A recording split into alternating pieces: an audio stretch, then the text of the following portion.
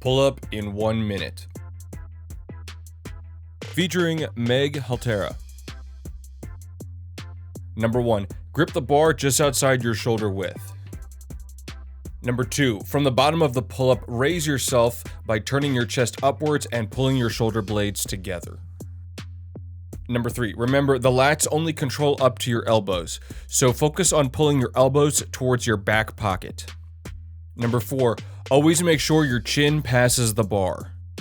Number 5. For full range of motion, always lower down to a complete dead hang after each repetition. Number 6.